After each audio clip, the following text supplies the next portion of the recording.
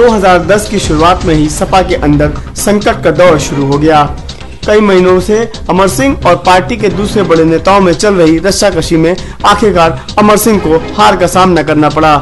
अमर सिंह ने संजय दत्त को पार्टी से इस्तीफा दिलाकर पार्टी पर दबाव बनाने की कोशिश की तो विरोधी गुटों ने उनके ही इस्तीफे की मांग कर दी, जिसके बाद अमर समर्थक विधायक खुलकर सामने आ गए। लेकिन परिवार के दबाव के आगे मुलायम सिंह यादव ने न सिर्फ अमर सिंह का इस्तीफा स्वीकार कर लिया, बल्कि जया प्रदा और अमर सिंह को पार्टी से बाहर का रास्ता दिखा दिया। जहां तक अमर सिंह जी का सवाल है, जब वो 13-14 साल हमारे साथ रहे हैं और 13-14 साल बहुत समय होता है, तो जो इतने लंबे समय तक जो रहे हैं उनके बारे में हम कोई टिप्पणी नहीं कर रहे हैं। मैं कभी नहीं करता हूँ और लोग भी छोड़ा है, उसके बाद टिप्पणी मैंने की। सोचना चाहिए कि जिसके साथ 14 साल, कुछ लोगों के साथ 25 साल, कुछ लोगों के साथ 30 साल, कुछ लोगों के साथ 32 साल है, अब वो नहीं है हमारे साथ, तो इतने लंबे समय तक रहे हैं, तो अगर हम उनकी कमजोरी बताएं या अपनी कोई गलती स्वीकार करें तो क्या कहेंगे लोग। अगर हम आंदोलन की बात करें तो 2010 की शुरुआत पार्टी ने जोरदार तरीके से किया, जब उसने महंगाई, भ्रष्टाचार और सरकारी आतंकवाद के खिलाफ प्रदेशव्यापी विरोध प्रदर्शन किया, जिसमें सिपाहियों को पुलिस की लाठियों का सामना करना पड़ा। सपा के लिए ये इस साल का सबसे बड़ा आंदोलन रहा। इस दौरान पुलिस ने 32 जिलों में कम से कम 8000 सपा कार्यकर्ताओं को गिरफ्तार किया। इसके अलावा 2010 में अमर सिंह को पार्टी से निकालने के बाद रिक्त हुए ठाकुर नेतृत्व की भरपाई और अमर सिंह को आईना दिखाने के लिए सपा के क्षत्रिय नेता रघुराज प्रताप सिंह राजा भैया के आवास पर दी गई पार्टी काफी चर्चा में रही। इस पार्टी में मुलायम सिंह यादव की मौजूदगी में सपा के ठाकुर विधायकों के अलावा पार्टी के अन्य विधायकों ने भी हिस्सा लिया। मार्च 2010 में भी समाजवादी पार्टी ने साइकिल यात्रा और प्रदर्शन का दौर जारी रखा।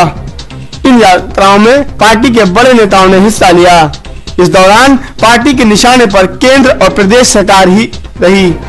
पार्टी ने इस बात का पूरा ख्याल रखा कि जनता में ये संदेश जाए कि महंगाई और भ्रष्टाचार के लिए केंद्र और प्रदेश सरकार दोनों जिम्मेदार हैं। अब किसी चीज को, क्योंकि असली जो घुसपैठ होता है, षड्यंत्रकारी घुसपैठ, उसको समझने में बहुत समय लगता है। 2010 में सपा ने अपने गिरते हुए जनाधार को भी पाने का भरपूर प्रयास किया।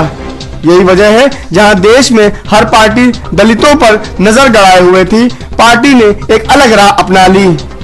इस दौरान पार्टी उत्तर प्रदेश में मौजूद पिछड़े वर्ग से जुड़ी सारी जातियों को एकजुट करने पर काम करने लगी।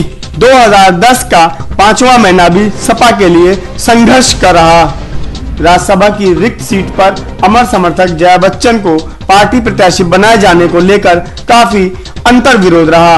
अंततः जया बच्चन और रशीद मसूद को राज्यसभा के लिए सपा प्रत्याशी बनाया गया। चुनाव की नजर से अगर देखा जाए तो ये साल सपा के लिए ठीक रहा, या यूं कहें कि मिला जुला रहा।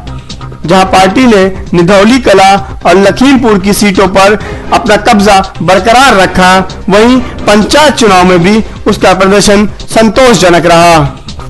वहीं दूसरी तरफ पार्टी के आला नेताओं के रिश्तेदारों का पंचायत चुनाव में हार पार्टी के लिए खासा झटका भी रहा। लेकिन 2010 में कुछ बड़े नेताओं के पार्टी से जुड़ने, खास तौर से मुस्लिम समुदाय के नेताओं का पार्टी के साथ आने से सपा कार्यकर्ताओं में जबरदस्त उत्साह है। उन्हें लग रहा है कि पार्टी में अब सब कुछ सामान्य हो चुका है और अगला विधानसभा चुनाव पार्टी दमदार तरीके से लड़ेगी और प्रदेश में सपा की ही सरकार होगी।